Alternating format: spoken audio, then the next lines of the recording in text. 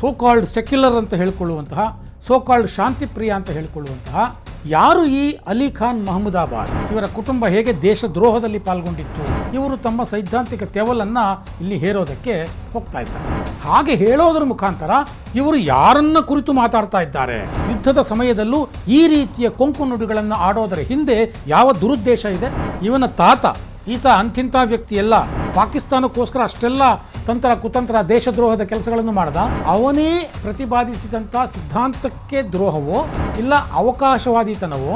ತಾತ ದೇಶದ್ರೋಹಿ ಮತಾಂಧ, ಅಪ್ಪ ಅವಕಾಶವಾದಿ, ಮೊಮ್ಮಗ ಕುತಂತ್ರಿ ಢೋಂಗಿ ಸೆಕ್ಯುಲರಿಸ್ಟ್. ಸ್ನೇಹಿತರೆ ನಮಸ್ಕಾರ, ಹೊಸದಿಗಂತ ಡಿಜಿಟಲ್ ಚಾನಲ್ಗೆ ಸ್ವಾಗತ. ಪ್ರಕಾಶ್ ರಾಜ್ ಕಳೆದ 2 ದಿನಗಳ ಹಿಂದೆ ಒಂದು ಟ್ವೀಟ್ ಮಾಡಿದ್ದಾರೆ. ಆ್ಯಕ್ಚುಲಿ ಅದು ರೀಟ್ವೀಟ್ ಮಾಡಿದ್ದಾರೆ. ಸತೀಶ್ ಆಚಾರ್ಯ ಅನ್ನೋರು ಮಾಡಿದಂತಹ ಒಂದು ಟ್ವೀಟನ್ನು ಇವರು ರೀಟ್ವೀಟ್ ಮಾಡಿಬಿಟ್ಟು ಒಂದು ಹೇಳಿದ್ದಾರೆ. ಆಹಾ ಎಂಥ ಮಾತು, ಒಪ್ಪತಕ್ಕದಂಥ ಮಾತು, ಮುತ್ತಿನಂಥ ಮಾತು ಅನ್ನೋ ರೀತಿಯಲ್ಲಿ ಒಂದು ಕಾಮೆಂಟನ್ನು ಹಾಕಿದ್ದಾರೆ. ಸತೀಶ್ ಆಚಾರ್ಯ ಅವರು ಏನು ಟ್ವೀಟ್ ಮಾಡಿದ್ರು? ಅಶೋಕ ಯೂನಿವರ್ಸಿಟಿ ಇತ್ತೀಚಿನ ದಿನಗಳಲ್ಲಿ ಚರ್ಚೆಗೆ ಬಂದಿದೆ. ಅಲ್ಲಿನ ಅಸಿಸ್ಟೆಂಟ್ ಪ್ರೊಫೆಸರ್ ಅಲಿ ಖಾನ್ ಮಹಮೂದಾಬಾದ್ ಅವರು ಪೆಹಲ್ಗಾಮ್ ದಾಳಿಯ ನಂತರದಲ್ಲಿ ಮಾಡಿದಂಥ ಒಂದು ಟ್ವೀಟ್ ದೇಶಾದ್ಯಂತ ಚರ್ಚೆಗೆ ಗ್ರಾಸ ಆಗಿತ್ತು. ಆ ಟ್ವೀಟಿನ ವಿಚಾರವಾಗಿ ಅವರನ್ನು ಅರೆಸ್ಟ್ ಮಾಡಲಾಗಿತ್ತು. ಅದು ಸುಪ್ರೀಂ ಕೋರ್ಟ್ನಲ್ಲಿ ಹೋಗಿತ್ತು ಕೇಸು. ಸುಪ್ರೀಂ ಕೋರ್ಟ್ನಲ್ಲಿ ವಾದ ವಿವಾದ ನಡೆದು ಅವರಿಗೆ ಜಾಮೀನು ಸಿಕ್ಕಿದೆ. ಆದರೆ supreme court assistant professor Ali Khan ಮಹಮೂದಾಬಾದ್ಗೆ ತೀವ್ರವಾಗಿ ತರಾಟೆಗೆ ತೆಗೆದುಕೊಂಡು ಅವರಿಗೆ ಜಾಮೀನು ಕೂಡ ಕೊಟ್ಟಿದೆ. ಅವರು ಹಾಕಿದ ಆ ಪೋಸ್ಟನ್ನು ಸತೀಶ್ ಆಚಾರ್ಯ ಅವರು ಹಾಕ್ಕೊಂಡು ಒಂದು ಟಿಪ್ಪಣಿಯನ್ನು ಬರೆದಿದ್ರು. ಏನು? ಪ್ರೊಫೆಸರ್ ಅಲಿ ಖಾನ್ ಮಹಮೂದಾಬಾದ್ ಬರೆದಿರುವಂಥದ್ದು ಈ ಅಂಧಭಕ್ತರಿಗೆ ಎಲ್ಲ ಅರ್ಥವಾಗುತ್ತೆ, ಹಾಗಾಗಿ ಅವರನ್ನು ಅರೆಸ್ಟ್ ಮಾಡಲಾಗಿದೆ ಅಂತ. ಅದಕ್ಕೆ ನಾನು ಆಗಲೇ ಹೇಳಿದಾಗೆ ಪ್ರಕಾಶ್ ರಾಜ್ ಶಾಬಾಷ್ ಶಾಬಾಷ್ ಶಾಬಾಷ್ ಸತೀಶ್ ಆಚಾರ್ಯ ಅನ್ನೋ ರೀತಿಯಲ್ಲಿ ಅವರಿಗೆ ಶಾಬಾಷ್ ಕಿರಿ ಕೊಟ್ಟು ಒಂದು ಕಾಮೆಂಟನ್ನು ಹಾಕಿ ರೀಟ್ವೀಟ್ ಮಾಡಿದರು. ಈ ಪ್ರಕಾಶ್ ರಾಜ್ ಥರದವರಿಗೆ ಇಂಥವರೇ ರೋಲ್ ಮಾಡೆಲ್. ಈ ರೋಲ್ ಮಾಡೆಲ್ ಪ್ರಕಾಶ್ ರಾಜ್ ಅವರು ಏನು ಬೆಂಬಲ ಕೊಟ್ಟಿದ್ರಲ್ಲ, ಇವರ ಇತಿಹಾಸವನ್ನು ನಾನು ನಿಮಗೆ ಎಳೆಯಾಗಿ ಬಿಡಿಸಿ ತೋರಿಸ್ತೇನೆ. ಇವರ ಇತಿಹಾಸ ಏನು ಅನ್ನೋದನ್ನು, ಇವರ ಕುಟುಂಬ ಹೇಗೆ ದೇಶದ್ರೋಹದಲ್ಲಿ ಪಾಲ್ಗೊಂಡಿತ್ತು ಅನ್ನೋದನ್ನು. ಸೊ ಅದಕ್ಕೆ ಮುಂಚೆ ಇದು ಏನಿದು ಕೇಸು ಅನ್ನೋದನ್ನು ಸಂಕ್ಷಿಪ್ತವಾಗಿ ನಿಮ್ಮ ಮುಂದೆ ಹೇಳಿಬಿಡ್ತೇನೆ. ಪಹಲ್ಗಾವ್ ಘಟನೆ ಆದ ನಂತರದಲ್ಲಿ ಆಪರೇಷನ್ ಸಿಂಧೂರ ಆಯಿತು. ಆಪರೇಷನ್ ಸಿಂಧೂರದಲ್ಲಿ ಉಗ್ರರ ಅಡಗು ತಾಣಗಳನ್ನು ಹುಡುಕಿ ನಾಶ ಮಾಡಿತು ಭಾರತೀಯ ಸೇನೆ. ಅದಾದ ನಂತರದಲ್ಲಿ ಅಲ್ಲಿನ ವಾಯುನೆಲೆಗಳ ಮೇಲೂ ದಾಳಿ ಆಯಿತು. ಸೊ ಇದೆಲ್ಲದರ ಹಿನ್ನೆಲೆಯಲ್ಲಿ ಈ ಅಲಿ ಖಾನ್ ಮಹಮೂದಾಬಾದ್ ಒಂದು ಟ್ವೀಟ್ ಮಾಡ್ತಾರೆ. ಏನು? ಸೇನೆಯನ್ನು ಹಾಡಿ ಹೊಗಳಿ ಹಟ್ಟಕ್ಕೇರಿಸ್ತಾರೆ. ನಮ್ಮ ಸೇನೆ ಮಾಡಿದ್ದು ಅದ್ಭುತವಾದ ಕೆಲಸ, ನಾವೆಲ್ಲರೂ ಈ ಸಂದರ್ಭದಲ್ಲಿ ಸೇನೆಯನ್ನು ಅಭಿನಂದಿಸಬೇಕು.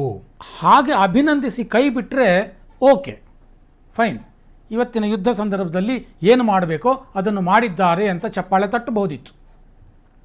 ಆದರೆ ಈ ಯುದ್ಧದ ಸಂದರ್ಭದಲ್ಲೂ ಅವರು ತಮ್ಮ ಸೈದ್ಧಾಂತಿಕ ತೆವಲು ತೀರಿಸಿಕೊಳ್ಳೋದಕ್ಕೆ ಒಂದಷ್ಟು ಸೆಂಟೆನ್ಸ್ಗಳನ್ನು ಆ ಟ್ವೀಟ್ನಲ್ಲಿ ಗೀಚಿದರು. ಏನದು ಸೈದ್ಧಾಂತಿಕ ತೆವಲು? ಪ್ರೆಸ್ ಮೀಟ್ ಮಾಡಿದ್ರಲ್ಲ colonel Sofiya Qureshi, wing commander Vyomika Singh, ಈ ಇಬ್ಬರನ್ನು ಪ್ರೆಸ್ ಮೀಟ್ನಲ್ಲಿ ಕೂರಿಸಿ ಭಾರತ ಶೋ ಆಫ್ ಮಾಡ್ತು ಅನ್ನೋ ರೀತಿಯಲ್ಲಿ ಅವರು ತಮ್ಮ ಆ ಪೋಸ್ಟ್ನಲ್ಲಿ ಬರೀತಾರೆ. ಅಂದರೆ ಆ ಇಬ್ಬರು ಹೆಣ್ಮಕ್ಳು ಪ್ರೆಸ್ ಮೀಟ್ ಮಾಡಿದ್ದು ಶೋ ಆಫ್ ಅಂತೆ, ಇಟ್ಸ್ ಅನ್ ಆಪ್ಟಿಕ್ಸ್ ಅಂತ ಬರೀತಾರೆ. ಇದರಿಂದ ಯಾವ ಪ್ರಯೋಜನವೂ ಇಲ್ಲ ಅನ್ನುವಂಥ ನೆಗೆಟಿವ್ ಕಾಮೆಂಟ್ ಮಾಡ್ತಾರೆ. ಇಡೀ ದೇಶ ಆ ನಡೆಯನ್ನು ಕೊಂಡಾಡ್ತಿದ್ರೆ ಇವರು ಅದರಲ್ಲಿ ನೆಗೆಟಿವನ್ನು ಹುಡುಕ್ತಾರೆ. ಅಷ್ಟೇ ಅಲ್ಲ, ಇನ್ನೂ ಮುಂದುವರೆದು ಹೇಳ್ತಾರೆ. ಏನು ಸೋಕಾಲ್ಡ್ ರೈಟ್ ವಿಂಗ್ ಕಮೆಂಟೇಟರ್ಸ್ ಇದ್ದಾರೆ, ಅವರು ಕರ್ನಲ್ ಖುರೇಶಿ ಅವರನ್ನೆಲ್ಲ ಕೊಂಡಾಡ್ತಾ ಇದ್ದಾರಲ್ಲ, ಅದೇ ವ್ಯಕ್ತಿಗಳು ಭಾರತದಲ್ಲಿ ನಡೆದಂತಹ ಮಾಬ್ ಲಿಂಚಿಂಗು, ಬುಲ್ಡೋಜರ್ ಕಾರ್ಯಾಚರಣೆ ಮತ್ತು BJPಯ ಹೇಟ್ ಸ್ಪೀಚಿಂದ ಆಗಿರುವಂಥ ಅನೇಕ ಅನಾಹುತಗಳು, ಇವುಗಳ ವಿರುದ್ಧವೂ ಮಾತಾಡಬೇಕು ಅನ್ನುವಂಥ ಒಂದು ವಾಕ್ಯವನ್ನು ಅಲ್ಲೇ ಸೇರಿಸ್ತಾರೆ. ಇದು ಎಂದಿನಂತೆ ಸೋಕಾಲ್ಡ್ ಸೆಕ್ಯುಲರಿಸ್ಟ್ಗಳ ಕೊಂಕು ನುಡಿ ಅಂದರೆ ತಪ್ಪೇನಲ್ಲ. ಯುದ್ಧದ ಸಂದರ್ಭದಲ್ಲೂ ಇವರು ತಮ್ಮ ಸೈದ್ಧಾಂತಿಕ ತೆವಲನ್ನು ಇಲ್ಲಿ ಹೇರೋದಕ್ಕೆ ಹೋಗ್ತಾ ಇದ್ದಾರೆ. ಹಾಗೆ ಹೇಳೋದ್ರ ಮುಖಾಂತರ ಇವರು ಯಾರನ್ನ ಕುರಿತು ಮಾತಾಡ್ತಾ ಇದ್ದಾರೆ? ಭಾರತ ಏನೋ ಅಲ್ಲಿ ಯುದ್ಧ ಮಾಡ್ತಿರಬಹುದು, ಆದರೆ ಇಲ್ಲಿ ಮುಸ್ಲಿಮರು ಅನ್ಯಾಯಕ್ಕೊಳಗಾಗ್ತಿದ್ದಾರೆ ಅನ್ನುವಂಥ ಸಂದೇಶವನ್ನು ಇವರು ಮುಸ್ಲಿಮರಿಗೆ ಕೊಡ್ತಾ ಇದ್ದಾರಾ ಅಂತ ಅನುಮಾನ ಬರೋದಿಲ್ವೇನು? ಹಿಂದೂ ಮುಸ್ಲಿಂ ಭಾವೈಕ್ಯತೆಯ ಮಾತನಾಡುವಂಥವರು ಶಾಂತಿ ಸಾಮರಸ್ಯದ ಮಾತನಾಡುವಂಥವರು ಯುದ್ಧದ ಸಮಯದಲ್ಲೂ ಈ ರೀತಿಯ ಕೊಂಕು ನುಡಿಗಳನ್ನು ಆಡೋದರ ಹಿಂದೆ ಯಾವ ದುರುದ್ದೇಶ ಇದೆ? ಕೋರ್ಟ್ ಸಹ ಇದನ್ನೇ ಬೊಟ್ಟು ಮಾಡಿ ತೋರಿಸಿದೆ. ಸತೀಶ್ ಆಚಾರ್ಯ ಅವರು ಟ್ವೀಟ್ನಲ್ಲಿ ಹಾಕ್ಕೊಂಡಿದ್ರಲ್ಲ, ಪ್ರಕಾಶ್ ರಾಜ್ ರೀಟ್ವೀಟ್ ಮಾಡಿದ್ರಲ್ಲ, ಮಹಮ್ಮದಾಬಾದ್ ಅವರ ಈ ಸೆಂಟೆನ್ಸ್ಗಳು ಇವ್ರಿಗೆ ಯಾರಿಗೂ ಅರ್ಥವೇ ಆಗಲ್ಲ ಅಂತ. ಕೋರ್ಟ್ ಇದನ್ನು ಚೆನ್ನಾಗಿ ಅರ್ಥ ಮಾಡಿಕೊಳ್ತು. ಇದೊಂದು ಡಾಗ್ ವಿಜ್ಲಿಂಗ್ ಅನ್ನುವಂಥ ಮಾತನ್ನು ಕೋರ್ಟ್ ಹೇಳ್ತು. ನರಿಬುದ್ಧಿಯ ಬೊಗಳೆ ಮಾತುಗಳು ಆಡ್ತಾ ಇದ್ದೀರಾ ಯುದ್ಧದ ಸಂದರ್ಭದಲ್ಲಿ ಅಂತ. ಆವಾಗ ಕಪಿಲ್ ಸಿಬಾಲ್ ವಾದ ಮಾಡಿದ್ರು, ಇದು ಫ್ರೀ ಸ್ಪೀಚು, ಅಭಿವ್ಯಕ್ತಿ ಸ್ವಾತಂತ್ರ್ಯ ಹಾಳು ಮೂಳು ಅಂತ. ಕೋರ್ಟ್ ಹೇಳ್ತು, ಸ್ವಾಮಿ ಅಭಿವ್ಯಕ್ತಿ ಸ್ವಾತಂತ್ರ್ಯ ಓಕೆ, ಆದರೆ ನಿಮ್ಮ ಕರ್ತವ್ಯವನ್ನು ಮರೆತಿದ್ದೀರಾ. ಯಾಕೆ? ಅಭಿವ್ಯಕ್ತಿ ಸ್ವಾತಂತ್ರ್ಯ ಹಕ್ಕಿನ ಜೊತೆಗೆ ಕರ್ತವ್ಯವೂ ಇದೆ. ಅದು ಯುದ್ಧದ ಸಂದರ್ಭದಲ್ಲಿ ತಮ್ಮ ಕರ್ತವ್ಯವನ್ನು, ತಮ್ಮ ಜವಾಬ್ದಾರಿಯನ್ನು ಯಶಸ್ವಿಯಾಗಿ ನಿರ್ವಹಿಸಬೇಕಾದ್ದು ಪ್ರತಿಯೊಬ್ಬ ಭಾರತೀಯರ ಕರ್ತವ್ಯ. ಬರೀ ಹಕ್ಕು ಹಕ್ಕು ಅಂತ ಮಾತಾಡ್ತೀರಾ. ನೀವು ಬಳಸಿರುವಂಥ ಲ್ಯಾಂಗ್ವೇಜನ್ನು ನೋಡಿದ್ರೆ ನಿಮ್ಮ ಉದ್ದೇಶದ ಮೇಲೆ ಅನುಮಾನ ಬರುತ್ತೆ ಅನ್ನುವಂಥ ಮಾತುಗಳನ್ನು ಸುಪ್ರೀಂ ಕೋರ್ಟ್ ಹೇಳ್ತು. ಅಷ್ಟೇ ಅಲ್ಲ, ಮಹಮೂದಾಬಾದ್ ತಮ್ಮ ಆ ಟ್ವೀಟ್ನಲ್ಲಿ ಇನ್ನೊಂದು ಕೊಂಕನ್ನು ಬರೆದಿದ್ರು. ಏನು? ಈ ಯುದ್ಧ ಯಾರಿಗೆ ಬೇಕ್ರಿ? ಇದರಿಂದ ಸಿವಿಲಿಯನ್ಸ್ ಆಯ್ತಾರೆ. ಈ ಯುದ್ಧದಿಂದ ಲಾಭ ಪಡ್ಕೊಳ್ಳೋರು ಪೊಲಿಟಿಷಿಯನ್ಸು ಮತ್ತು ಯುದ್ಧ ಸಾಮಗ್ರಿಗಳನ್ನು ತಯಾರು ಮಾಡುವಂಥ ಮ್ಯಾನುಫ್ಯಾಕ್ಚರರ್ಸ್. ಯುದ್ಧದ ಸಂದರ್ಭದಲ್ಲಿ ಇಂಥ ಮಾತುಗಳು ಏನನ್ನು ಸೂಚಿಸುತ್ತವೆ ಸ್ನೇಹಿತರೆ? ಭಾರತದ ವಿರುದ್ಧ, ಭಾರತದ ಕಂಪನಿಗಳ ವಿರುದ್ಧ ಜನ ರೊಚ್ಚಿಗೇಳಬೇಕು ಅನ್ನುವಂಥ ಅಭಿಲಾಷೆ ಇದರ ಹಿಂದಿದೆ ಅಂತ ಅರ್ಥ ಬರೋದಿಲ್ವೇನು? ಕೋರ್ಟ್ ಇದನ್ನೂ ಗ್ರಹಿಸಿದೆ. ಬಿಟ್ವೀನ್ ದ ಲೈನ್ಸ್ ಇಂಟರ್ಪ್ರಿಟೇಷನ್ ಅಂತಾರಲ್ಲ, ಅದು ಈ ರೀತಿಯ ಭಾಷೆ ಬಳಸೋದ್ರ ಮುಖಾಂತರ ಸಮಾಜದಲ್ಲಿ ಅರಾಜಕತೆ ಸೃಷ್ಟಿಸೋದಕ್ಕೆ ಪ್ರಯತ್ನ ಪಡ್ತಾ ಇದ್ದೀರಾ ಅಂತ ಹೇಳಿ ಅವರಿಗೆ ಜಾಮೀನಿಯನ್ನು ಕೊಡ್ತು. ಆದರೆ ಈ ಒಟ್ಟಾರೆ ಈ ಟ್ವೀಟ್ ಬಗ್ಗೆ ಒಂದು SIT ತನಿಖೆ ನಡಿಬೇಕು ಅಂತ ಸುಪ್ರೀಂ ಕೋರ್ಟ್ ಹೇಳ್ತು. ಇದೊಂದು ನಿಜಕ್ಕೂ ಅಪರೂಪವಾದಂತಹ ನಿರ್ಣಯ, ತೀರ್ಮಾನ ಮತ್ತು ಆದೇಶ. ವಿಶೇಷ ತನಿಖಾ ದಳ ಈ ಟ್ವೀಟ್ ಬಗ್ಗೆ, ಇಲ್ಲಿ ಬಳಸಿರುವ ಭಾಷೆ ಬಗ್ಗೆ ತನಿಖೆ ನಡೆಸಬೇಕು ಅಂತ ಹೇಳುವಷ್ಟು ಮಟ್ಟಿಗೆ ಸುಪ್ರೀಂ ಕೋರ್ಟ್ ಇದನ್ನು ಗಂಭೀರವಾಗಿ ತಗೊಳ್ತು. ಈಗ ಮುಂದಿನ ದಿನಗಳಲ್ಲಿ ಅವರು ಜಾಮೀನಿಂದ ಹೊರಗೆ ಬಂದಿದ್ದಾರೆ. ಎಂದಿನಂತೆ ಸೋಕಾಲ್ಡ್ ಸೆಕ್ಯುಲರಿಸ್ಟ್ಗಳು ಅವರನ್ನು ಹೋಗಿ ಸ್ವಾಗತ ಮಾಡ್ತಾರೆ, ಅದೆಲ್ಲ ಓಕೆ. ಆಮೇಲೆ ಕೋರ್ಟು ಮತ್ತು ತನಿಖೆ ಮುಂದುವರಿಯುತ್ತೆ. ಈಗ ನಿಜವಾದಂಥ ನನ್ನ ಒಂದು ಪ್ರೆಸೆಂಟೇಷನ್ಗೆ ಬರ್ತೇನೆ. ಯಾರು ಈ ಅಲಿ ಖಾನ್ ಮಹಮೂದಾಬಾದ್, ಸೋಕಾಲ್ಡ್ ಸೆಕ್ಯುಲರ್ ಅಂತ ಹೇಳಿಕೊಳ್ಳುವಂತಹ, ಸೋಕಾಲ್ಡ್ ಶಾಂತಿಪ್ರಿಯ ಅಂತ ಹೇಳಿಕೊಳ್ಳುವಂತಹ ಈ ವ್ಯಕ್ತಿ ಅಥವಾ ಈ ವ್ಯಕ್ತಿಯ ಕುಟುಂಬ, ಇದರ ಹಿನ್ನೆಲೆ ಏನು? ನಿಮಗೆ ಆಶ್ಚರ್ಯ ಆಗ್ಬೋದು ಸ್ನೇಹಿತರೆ. ಈ ಮಹಮೂದಾಬಾದ್ ಇದಾನಲ್ಲ, ಇವನ ತಾತ, ಈತನ ತಾತನ ಹೆಸರು ಮೊಹಮ್ಮದ್ ಅಮೀರ್ ಅಹಮದ್ ಖಾನ್ ಅಂತ. ಈತ ಅಂಥಿಂಥ ವ್ಯಕ್ತಿಯಲ್ಲ. ಸ್ವಾತಂತ್ರ್ಯ ಪೂರ್ವದಲ್ಲಿ ಆಲ್ ಇಂಡಿಯಾ ಮುಸ್ಲಿಂ ಲೀಗ್ನ ಸಕ್ರಿಯ ಕಾರ್ಯಕರ್ತ, ಬರೀ ಕಾರ್ಯಕರ್ತ ಅಲ್ಲ, ಮುಸ್ಲಿಂ ಲೀಗ್ನ ಖಜಾಂಚಿ.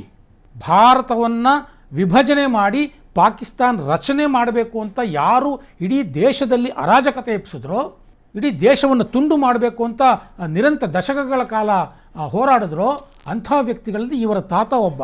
ಇವನು ಖಜಾಂಚಿಯಾಗಿ ಆ ಮುಸ್ಲಿಂ ಲೀಗ್ಗೆ ಫಂಡನ್ನು ಆರ್ಗನೈಸ್ ಮಾಡ್ತಾ ಇದ್ದ, ಫಂಡನ್ನು ಮೊಬಲೈಸ್ ಮಾಡ್ತಾ ಇದ್ದ. ಇದು ಇವನ ತಾತನ ದೇಶದ್ರೋಹದ ಕಥೆ. ಆಯಿತು, ಪಾಕಿಸ್ತಾನ ರಚನೆ ಆಯಿತು, ದೇಶ ವಿಭಜನೆ ಆಯಿತು.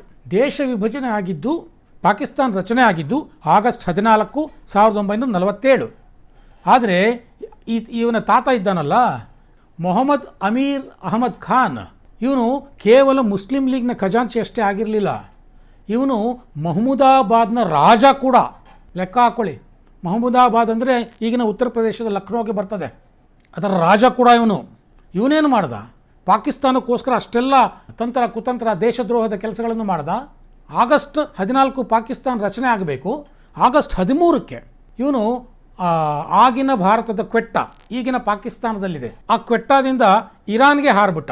ಇವನು ಪಾಕಿಸ್ತಾನದಲ್ಲಿ ಇರಲೇ ಇರಲಿಲ್ಲ, ಅಥವಾ ಭಾರತದಿಂದ ಅವನು ಇರಾನ್ಗೆ ಹಾರಿಬಿಟ್ಟ. ಇದು ಅವನೇ ಪ್ರತಿಪಾದಿಸಿದಂಥ ಸಿದ್ಧಾಂತಕ್ಕೆ ದ್ರೋಹವೋ, ಇಲ್ಲ ಅವಕಾಶವಾದಿತನವೋ, ಇಲ್ಲ ತನ್ನ ಮಕ್ಕಳಿಗೆ, ತನ್ನ ಕುಟುಂಬಕ್ಕೆ ಒಳ್ಳೆಯದಾಗಲಿ ಅನ್ನುವಂಥ ದೂರಾಲೋಚನೆಯೋ ಯೋಚನೆ ಮಾಡಿ. ಈ ಕಡೆ ಭಾರತಕ್ಕೂ ದ್ರೋಹ ಮಾಡ್ದ, ಆ ಕಡೆ ಪಾಕಿಸ್ತಾನಕ್ಕೂ ಹೋಗಲಿಲ್ಲ ಆತ.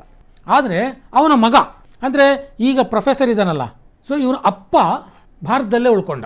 ಅವನು ಮಹಮೂದಾಬಾದ್ ಸಾಮ್ರಾಜ್ಯದ ರಾಜ. ಇವರ ಅಮ್ಮ ಕೂಡ ಇಲ್ಲೇ ಉಳ್ಕೊಂಡ್ಳು. ಅವರಿಗೆ ಭಾರತದ ಪೌರತ್ವ ಸಿಕ್ತು.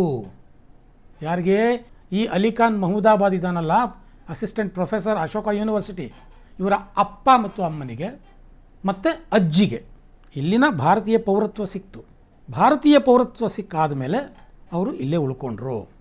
ಅವರು ಪಾಕಿಸ್ತಾನಕ್ಕೆ ಹೋಗಲಿಲ್ಲ. ಯಾವ ಕುಟುಂಬ ಭಾರತದ ವಿಭಜನೆಯನ್ನೇ ಮಾಡಬೇಕು ಅಂತ ಟೊಂಕ ಕಟ್ಟಿ ನಿಂತಿತ್ತೋ ಆ ಕುಟುಂಬ ಭಾರತವನ್ನು ವಿಭಜನೆಯೂ ಮಾಡ್ತು, ಪಾಕಿಸ್ತಾನ ರಚನೆಯೂ ಆಯಿತು. ಆದರೂ ಪಾಕಿಸ್ತಾನಕ್ಕೆ ಹೋಗದಲ್ಲೇ ಇಲ್ಲೇ ಉಳ್ಕೊಂತು. ಯಾಕಾಗಿ? ಇಲ್ಲಿರುವಂತಹ ಆಸ್ತಿಯನ್ನು ತನ್ನದು ಮಾಡಿಕೊಳ್ಳಿದ್ದಕ್ಕಾಗಿ. ಲೆಕ್ಕ ಹಾಕೊಳ್ಳಿ, ಇವರ ಈ ಕುಟುಂಬದ ದೇಶದ್ರೋಹ ಮತ್ತು ಪಿತೂರಿ ಯಾವ ಮಟ್ಟಕ್ಕಿದೆ. 1965ರಲ್ಲಿ ಭಾರತ ಪಾಕಿಸ್ತಾನ ಯುದ್ಧ ಆದಾಗ ಭಾರತ ಸರ್ಕಾರ ಒಂದು ಕಾಯ್ದೆಯನ್ನು ತಂತು, ಎನಿಮಿ ಪ್ರಾಪರ್ಟಿ ಆ್ಯಕ್ಟ್ ಅಂತ. ಅಂದರೆ ಶತ್ರು ಆಸ್ತಿ ಕಾಯ್ದೆ. ಅಂದರೆ ಯಾರು ಪಾಕಿಸ್ತಾನಕ್ಕೆ ಓಡಿ ಹೋಗಿದ್ದಾರೋ ಅವರ ಆಸ್ತಿಯನ್ನು ನಾವು ಶತ್ರು ಆಸ್ತಿ ಅಂತ ಘೋಷಿಸ್ತೀವಿ, ಅದು ಸರ್ಕಾರದ ವಶಕ್ಕೆ ಬರಬೇಕು ಅಂತ. ಆಗ ಈ ಅಸಿಸ್ಟೆಂಟ್ ಪ್ರೊಫೆಸರ್ ಅವರ ಅಪ್ಪ ಕೋರ್ಟ್ ಮೆಟ್ಲೇರ್ದ. ಇಲ್ಲಿ ನೋಡಿ, ಇವರ ತಾತ ಭಾರತವನ್ನೇ ವಿಭಜನೆ ಮಾಡ್ಕೊಂಡು ಇಡೀ ಪಾಕಿಸ್ತಾನವನ್ನೇ ಕಿತ್ಕೊಂಡ್ಬಿಟ್ಟ. ಇವನು ಇಲ್ಲಿ ಭಾರತದಲ್ಲಿರುವ ಆಸ್ತಿಗಾಗಿ ಇಲ್ಲೇ ಉಳ್ಕೊಂಡ. ಆ ಎನಿಮಿ ಆ್ಯಕ್ಟ್ ಪ್ರಕಾರ ಇವರ ಅಪ್ಪ ಏನು ಬಿಟ್ಟೋಗಿದ್ನಲ್ಲ ಆ ಆಸ್ತಿಯೆಲ್ಲವೂ ಸರ್ಕಾರದ ಪಾಲಾಗಬೇಕಾಗಿತ್ತು. ಅದು ಇವನು ಕೋರ್ಟ್ಗೆ ಹೋದ.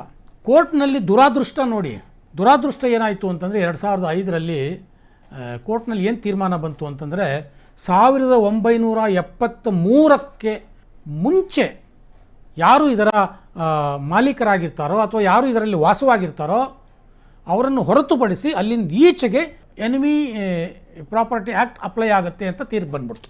ಸೊ ಈ ಅಸಿಸ್ಟೆಂಟ್ ಪ್ರೊಫೆಸರ್ ಅವರ ಅಪ್ಪನಿಗೆ ಗೆಲುವಾಗ್ಬಿಡ್ತು. ಅದಾದ ನಂತರದಲ್ಲಿ ಲಕ್ನೋದಲ್ಲಿರುವಂತಹ ಅನೇಕ ಪ್ರಾಪರ್ಟಿಗಳು, ಸಾವಿರಾರು ಕೋಟಿ ರೂಪಾಯಿ ಪ್ರಾಪರ್ಟಿ, ಅಲ್ಲಿನ ಬಟ್ಲರ್ ಪ್ಯಾಲೇಸು, ಹವಾಲ್ಸಿಯಾ ಮಾರ್ಕೆಟು, ಮಹಮೂದಾಬಾದ್ ಕೋಟೆ, ಇವೆಲ್ಲ ದೊಡ್ಡ ದೊಡ್ಡ ಪುರಾತನ ಕಟ್ಟಡಗಳು, ಅವೆಲ್ಲವೂ ಇವರ ಅಪ್ಪನ ಪಾಲಾಗ್ಬಿಡ್ತು. ಈ ಅಸಿಸ್ಟೆಂಟ್ ಪ್ರೊಫೆಸರ್ ಅವರ ಅಪ್ಪನ ಪಾಲಾಗ್ಬಿಡ್ತು. 2010ರಲ್ಲಿ ಇದನ್ನು ಗಮನಿಸಿದಂತಹ ಕೇಂದ್ರ ಸರ್ಕಾರ ಇನ್ನೊಂದು ಕಾಯ್ದೆಯನ್ನು ತರೋದಕ್ಕೆ ಹೊರಡ್ತು. ಆದರೆ ಆವತ್ತಿನ ಈ ಮುಸ್ಲಿಂ ಲಾಬಿಗೆ ಮಣಿದು ಆ ತಿದ್ದುಪಡಿಯನ್ನು ತರಲೇ ಇಲ್ಲ ಅವರು. ಇದು ಹಾಗೆಯೇ ಈ ಅಸಿಸ್ಟೆಂಟ್ ಪ್ರೊಫೆಸರ್ ಅವರ ಅಪ್ಪನ ಸುಪರ್ತಿಯಲ್ಲೇ ಉಳಿತು. ಆದರೆ 2017ಕ್ಕೆ ಬಂದಂತಹ ಒಂದು ತಿದ್ದುಪಡಿ ಆ ಎಲ್ಲ ಪ್ರಾಪರ್ಟಿಗಳನ್ನು ಮತ್ತೆ ಭಾರತ ಸರ್ಕಾರದ ವಶಕ್ಕೆ ಪಡೆಯುವಂಥ ಒಂದು ಪರಿಸ್ಥಿತಿ ನಿರ್ಮಾಣ ಆಗಿಬಿಡ್ತು. ಮೋದಿ ಸರ್ಕಾರ ಬಂದ ನಂತರದಲ್ಲಿ ಒಂದು ತಿದ್ದುಪಡಿಯನ್ನು ಈ ಎನಿಮಿ ಪ್ರಾಪರ್ಟಿ ಆ್ಯಕ್ಟ್ಗೆ ಮಾಡ್ತು. ಏನು? ಯಾರು ತಮ್ಮ ಆಸ್ತಿಯನ್ನು ಇಲ್ಲಿ ಬಿಟ್ಟು ಭಾರತವನ್ನು ಬಿಟ್ಟು ಶತ್ರು ದೇಶಕ್ಕೆ ಹೋಗಿರ್ತಾರೆ, ಯಾರು ಶತ್ರುಗಳಾಗಿರ್ತಾರೆ ಅಥವಾ ಯಾರು ಶತ್ರು ದೇಶದ ಪ್ರಜೆಗಳಾಗಿರ್ತಾರೆ, ಅವರ ಮಕ್ಕಳು ಇಲ್ಲಿ ಭಾರತೀಯರಾಗಿದ್ದರೂ ಕೂಡ ಆ ಆಸ್ತಿಯನ್ನು ಶತ್ರು ಆಸ್ತಿ ಅಂತಲೇ ಪರಿಗಣಿಸಲಾಗುತ್ತೆ ಅಂತ ಮೋದಿ ಸರ್ಕಾರ ಒಂದು ಅಮೆಂಡ್ಮೆಂಟನ್ನು ತಂತು. ಅಂದರೆ ಅವರು ಭಾರತೀಯ ಪೌರತ್ವ ಹೊಂದಿದ್ದರೂ ಕೂಡ ಅನ್ನುವಂಥ ಅಮೆಂಡ್ಮೆಂಟನ್ನು ಮೋದಿ ಸರ್ಕಾರ ಸೇರಿಸ್ತು. ಅದಾದ ನಂತರದಲ್ಲಿ ಮತ್ತೆ ಈ ಸಾವಿರಾರು ಕೋಟಿ ರೂಪಾಯಿಗಳ ಆಸ್ತಿ ಈ ಅಸಿಸ್ಟೆಂಟ್ ಪ್ರೊಫೆಸರ್ ಅವರ ಕುಟುಂಬದ ಕೈ ಬಿಡುವಂಥ ಒಂದು ಪರಿಸ್ಥಿತಿ ನಿರ್ಮಾಣ ಆಯಿತು. ಈಗಲೂ ಸಹ ಇದು ಕೋರ್ಟ್ನಲ್ಲಿದೆ. ಅದು ಸದ್ಯಕ್ಕೆ ಅದು ಸರ್ಕಾರದ ವಶದಲ್ಲಿದ್ದರೂ ಕೂಡ ಇನ್ನೂ ವ್ಯಾಜ್ಯ ಸಂಪೂರ್ಣವಾಗಿ ಆಗಿಲ್ಲ. ಅಂದರೆ ವಿಚಾರಣೆ ನಡೀತಾ ಇದೆ. ಇಷ್ಟೆಲ್ಲ ಇರುವಾಗ ಈ ಅಲಿ ಖಾನ್ ಮಹಮೂದಾಬಾದ್ ಹೇಗೆ ತಾನೇ ಮೋದಿ ಸರ್ಕಾರವನ್ನು ಬೆಂಬಲಿಸೋದಕ್ಕೆ ಸಾಧ್ಯ? ಹೇಗೆ ತಾನೇ ಮೋದಿ ಸರ್ಕಾರದ ಕಾರ್ಯಗಳನ್ನು ಹೊಗಳೋದಕ್ಕೆ ಸಾಧ್ಯ? ಮೋದಿ ಸರ್ಕಾರ ಮಾಡಿದ್ದ ಎಲ್ಲ ಕಾರ್ಯಗಳಲ್ಲೂ ಹುಡುಕೋದು ಬಿಟ್ಟರೆ ಈತನಿಗೆ ಇನ್ಯಾವ ಅಜೆಂಡಾ ಕೂಡ ಕಾಣ್ತಾ ಇಲ್ಲ. ಯಾಕೆಂದರೆ ಈತನ ಹಿನ್ನೆಲೆಯೇ ಆಗಿದೆ. ಇಂಥ ವ್ಯಕ್ತಿ ಮತಾಂಧತೆಯ ಆಧಾರದ ಮೇಲೆ ಆಸ್ತಿಯನ್ನು ಗಿಟ್ಟಿಸಿಕೊಂಡಂತಹ ವ್ಯಕ್ತಿ, ದೇಶವನ್ನು ವಿಭಜಿಸಿದ ಆಧಾರದ ಮೇಲೆ ಆಸ್ತಿಯನ್ನು ಗಿಟ್ಟಿಸಿಕೊಂಡಂತಹ ವ್ಯಕ್ತಿ ಅಥವಾ ಈ ವ್ಯಕ್ತಿಯ ಕುಟುಂಬ, ಕೋಮುವಾದದ ಆಧಾರದ ಮೇಲೆ ಎಷ್ಟೆಲ್ಲ ಸಾಮ್ರಾಜ್ಯವನ್ನು ಕಟ್ಟಿಕೊಂಡಂತಹ ಈ ವ್ಯಕ್ತಿಯ ಕುಟುಂಬ, ಇವರು ಮೊಘಲರಿಗೆ ಶರಣಾಗ್ಬಿಟ್ಟಿದ್ರು. ಮೊಘಲರೇ ನಮ್ಮ ದೊರೆಗಳು ಅಂತ ಇವರ ಅಪ್ಪ ತಾತ ಎಲ್ಲ ಹೇಳ್ಕೊಂಡು ಓಡಾಡ್ತಿದ್ರು. ಇಂಥ ಮತಾಂಧತೆಯ ಕುಟುಂಬದ ಹಿನ್ನೆಲೆಯಿಂದ ಬಂದಂಥವರು ಈಗ ಸೆಕ್ಯುಲರಿಸಮ್ ಬಗ್ಗೆ ಮಾತಾಡ್ತಾರೆ. ಭಾರತದ ಸೆಕ್ಯುಲರ್ ಚೌಕಟ್ಟನ್ನು ನಾವು ಗಟ್ಟಿಗೊಳಿಸಬೇಕು ಅಂತ ಮಾತಾಡ್ತಾರೆ. ಸಾಮರಸ್ಯವನ್ನು ಕದಡುವ ಕೆಲಸವನ್ನು ಮಾಡ್ತಾರೆ. ಇದನ್ನು ನಾನು ಹೇಳ್ತಾ ಇಲ್ಲ. ಇವರು ಬರೆದಿರುವಂಥ ಟ್ವೀಟ್ನಲ್ಲಿರುವಂಥ ಬಿಟ್ವೀನ್ ದ ಲೈನ್ಸ್ ಇಂಟರ್ಪ್ರಿಟೇಷನ್ ಹಾಗೆ ಅನಿಸುತ್ತೆ ಅಂತ ಸುಪ್ರೀಂ ಕೋರ್ಟ್ ಹೇಳಿದೆ. ಈಗ ಅರ್ಥ ಆಯ್ತಲ್ಲ ಸ್ನೇಹಿತರೆ, ಯಾಕೆ ಈ ಅಲಿ ಖಾನ್ ಮಹಮೂದಾಬಾದ್ ಅಶೋಕ ಯೂನಿವರ್ಸಿಟಿಯ ಪ್ರೊಫೆಸರ್ಗೆ ನಮ್ಮ ಸೋಕಾಲ್ಡ್ ಸೆಕ್ಯುಲರ್ಗಳು ನಾ ಮುಂದು ಅಂತ ಬೆಂಬಲ ಕೊಡ್ತಾ ಇದ್ದಾರೆ ಅಂತ. ಈ ವಿಡಿಯೋದ ಉದ್ದೇಶ ಇಷ್ಟೇ. ತಾತ ದೇಶದ್ರೋಹಿ ಮತಾಂಧ, ಅಪ್ಪ ಅವಕಾಶವಾದಿ, ಮೊಮ್ಮಗ ಕುತಂತ್ರಿ, ಢೋಂಗಿ, ಸೆಕ್ಯುಲರಿಸ್ಟ್. ಇವನ ವೃತ್ತಾಂತವನ್ನು ನಿಮ್ಮ ಮುಂದೆ ಇಡಬೇಕಾಗಿತ್ತು. ನಾನು ಇಟ್ಟಿದ್ದೇನೆ. ಇದು ಸರಿಯೋ ತಪ್ಪೋ ಇದನ್ನು ಒಪ್ಪೋದು ಬಿಡೋದು ನಿಮಗೆ ಬಿಟ್ಟಿತ್ತು.